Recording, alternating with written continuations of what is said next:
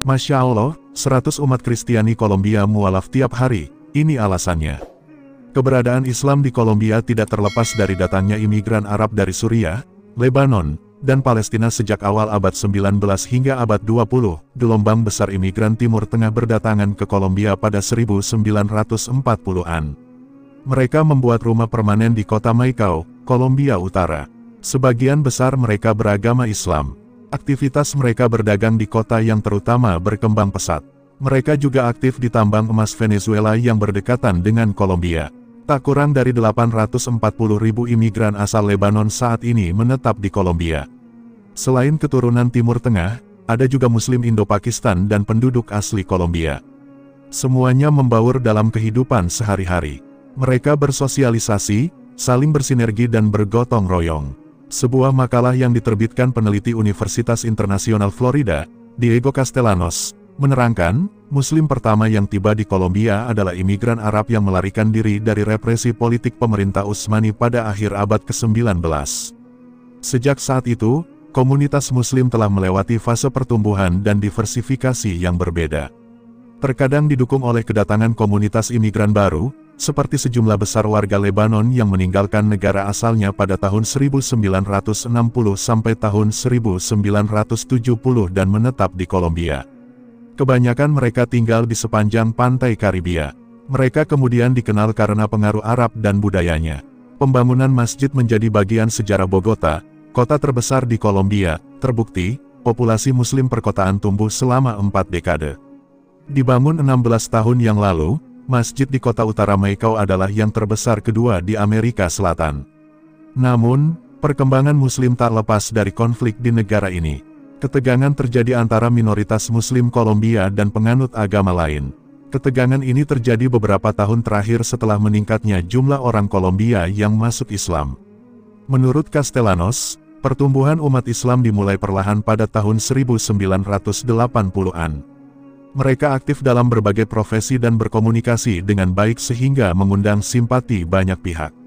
Jumlah Muslim di Kolombia kini terbesar kedua setelah Tengah Timur dan Afrika Utara. Perkiraan jumlah total Muslim di Kolombia bervariasi dari paling sedikit 10.000 sampai 15.000. Ada juga yang mengeklaim 40.000 atau 80.000 orang. Jumlah itu merujuk kepada beberapa sumber, baik penelitian maupun pemberitaan. Sebagian besar dari mereka berada di Bogota, Maicao, dan Buenaventura. Pusat keislaman tersebar di berbagai kota, seperti San Andres, Nano, Santa Marta, dan Cartagena. Menurut tokoh komunitas Muslim Medellin Ahmed Dasuki, umat Islam sangat menghormati dan bertoleransi terhadap masyarakat dan budaya Kolombia. Ini berarti bahwa meskipun tidak mengambil bagian dalam tradisi Kristen di Kolombia, mereka tidak ingin mengubah perilaku mayoritas penduduk non-Muslim. Mereka juga tidak ingin meyakinkan mereka untuk memeluk Islam. Sebagai gantinya, orang harus menemukan jalan mereka sendiri menuju Islam, terhadap masyarakat dan budaya Kolombia. Ini berarti bahwa meskipun tidak mengambil bagian dalam tradisi Kristen di Kolombia, mereka tidak ingin mengubah perilaku mayoritas penduduk non-Muslim. Mereka juga tidak ingin meyakinkan mereka untuk memeluk Islam.